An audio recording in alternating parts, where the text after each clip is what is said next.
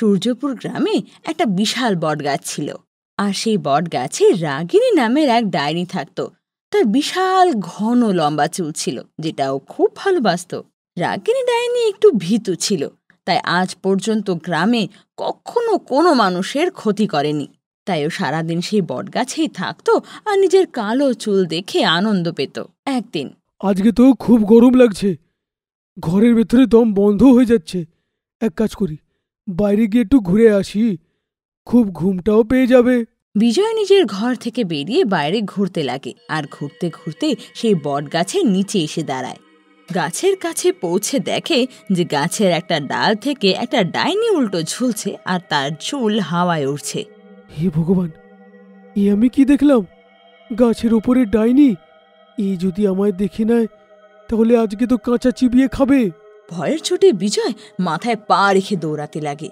কিছু দূর গিয়ে বিজয় ফিরে দেখে যে ডাইনি ওর পিছু নেয়নি। ডাইনি কেউ দেখতে পায় না। আরে, এ কি ডাইনি রে ভাই? আমার তো পিছনেই এলো না, আমি তো শুধু শুধু ভয় পাচ্ছিলাম। এ তো খুবই ভালো। তখনই ওর মাথায় এক আইডিয়া আসে। যদি এই ডাইনির চুলটা কেটে আমি নিজের কাছে রেখে দিই আর সবাইকে কালকে দেখাই, তাহলে তো গ্রামবাসীরা আমাকে সাহসী বলবে। বিজয় তখন ঘরে যায় আর সেখান থেকে একটা কাঁচি নিয়ে সেই বট গাছের সামনে চলে আসে। হে রাম, কোথাও এটা না হোক ডাইনি আমার ঘাড় মুটকে দেয়। না না না না, একটু রিস্ক তো নিতেই হবে, তবে তো আমি সাহসী হব।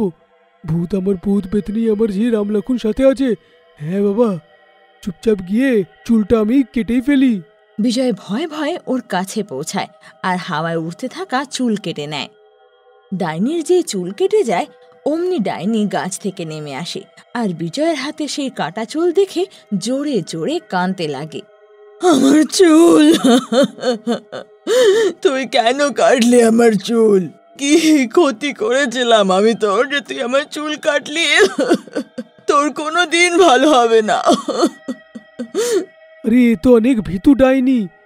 এর চুলটা কেটে নিলাম, তাও এ তো ভয় পাচ্ছে আর কাঁদছে। একে সাহায্য করতে হবে। এই ডাইনি, তুই চিনিস আমি কে? আমি হলাম বিজয়। তোর মতন কত ডাইনিদেরকে আমি সাহায্য করেছি। চুপচাপ এখান থেকে কেটে পড় তুই, নাহলে যতগুলো চুল বেঁচে আছে না, ওইগুলো কেটে আমি ডুগডুগি বাজাবো। ছোটবেলা থেকে এখনো পর্যন্ত আমি আমার কখনো চুল কাটিনি। আজকেই তো অনেকদিন পর শ্যাম্পু করলাম। তারপর গাছে লটকে আমি আমার চুল শুকাচ্ছিলাম, তখন তুই চুল কেটে নিলি আমার। দেখবি তোকে ছাড়বো না আমি, অভিশাপ দিলাম তোকে। দেখ, এ তুই যাবি কি যাবি না? এ পালা এখান থেকে। বিজয়ের কথা শুনে কাঁদতে কাঁদতে ডাইনি সেখান থেকে চলে যায়, আর ডাইনির চুল কেটে বিজয় বুক ফুলিয়ে নিজের গ্রামে ফিরে আসে। পরের দিন সকালে, তুমি জানো কাল কি হয়েছে?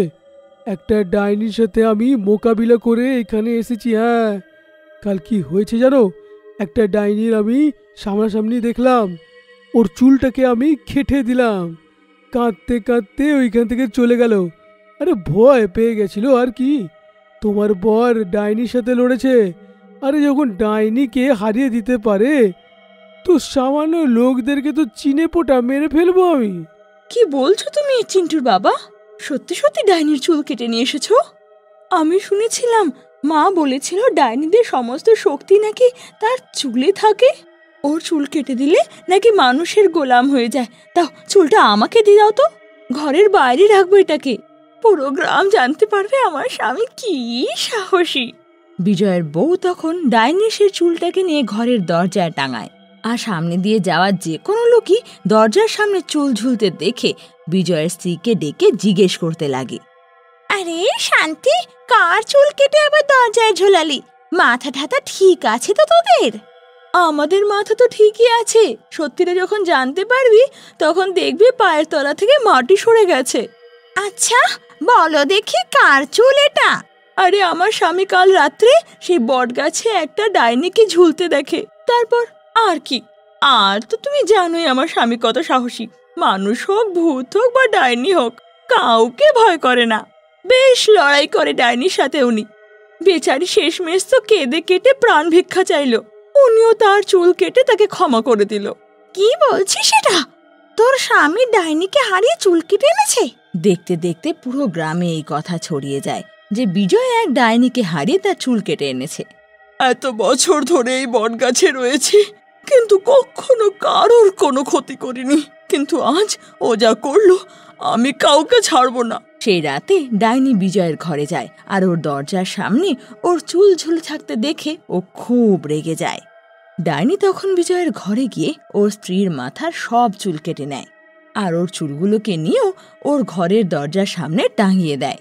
পরের দিন সকালে শান্তি উঠে মাথার চুল না থাকায় জোরে জোরে কাঁদতে লাগে।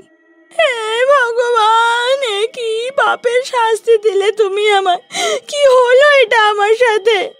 আমার মাথায় তো আর একটা চুল নেই। কিসের শাস্তি দিলে তুমি আমায় এটা? এই অবস্থায় যখন গ্রামের লোকরা দেখবে আমায়, কি বাজে টাকলু বলে ডাকবে। শান্তি কাঁদছিলই তখনই বিজয়ের ছেলে চিন্টু সেখানে আসে। এই টাকলি, কে তুই? আমার মা কোথায়? চিন্টু বাবা, আমি তোর মা রে। নিজের মাকে এরকম বলে কেউ? তুমি মিথ্যে বলছো। আমার মা তোর খুব লম্বা লম্বা চুল আছে। তুমি তো একটা টাকলি ডাইনি। বলো আমার মা কোথায় আছে? চিন্টুর মুখ থেকে এই কথা শুনে শান্তি আরো জোরে জোরে কাঁদতে লাগে। কি দরকার ছিল ওই ডাইনিটার চুল কাটার বলো তো তোমার? দেখো না, ওই ডাইনিটা এখন আমার চুল কেটে নিয়ে গেছে। এখন আমার কি হবে?